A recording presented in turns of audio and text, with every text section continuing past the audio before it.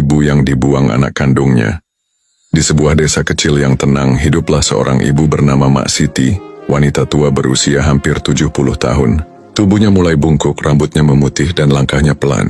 Namun di balik kelemahannya, ia adalah sosok yang dulu perkasa. Seorang janda yang membesarkan ketiga anaknya seorang diri setelah suaminya meninggal saat anak-anaknya masih kecil. Untuk menyekolahkan anak-anaknya, Mak Siti bekerja siang malam.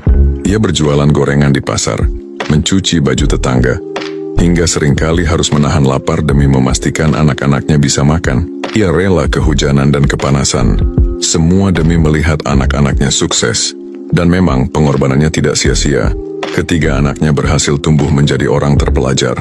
Arman, anak sulung, kini menjadi pegawai negeri di kota. Lina, anak kedua, menikah dengan seorang pengusaha sukses. Rudi, si bungsu, bekerja di luar negeri.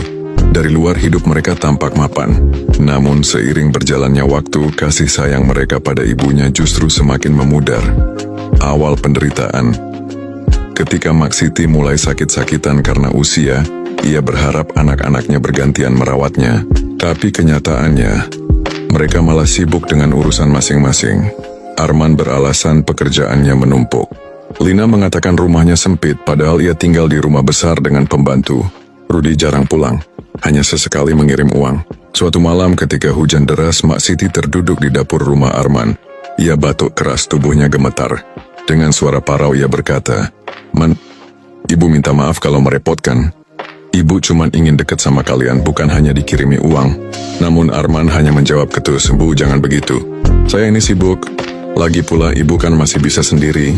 Jangan manja. Nanti saya pusing kalau tiap hari harus ngurusin." Hati Mak Siti hancur mendengar itu. Puncak kehancuran. Beberapa bulan kemudian ketiga anaknya berembuk. Mereka merasa keberadaan ibunya hanya merepotkan. Akhirnya dengan alasan supaya ada yang menjaga, mereka memutuskan mengirim Mak Siti ke panti jompo. Ketika mendengar keputusan itu, Mak Siti hanya terdiam. Matanya berkaca-kaca.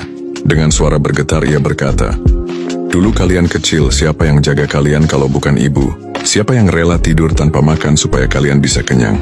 Dan sekarang, kalian buang ibu seperti sampah." Namun anak-anaknya menunduk, pura-pura tidak mendengar.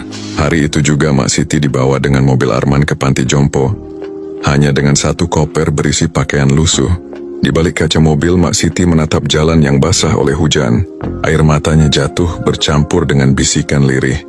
Ya Allah, ternyata membesarkan mereka dulu bukan jaminan akan dibesarkan kembali di hari tua.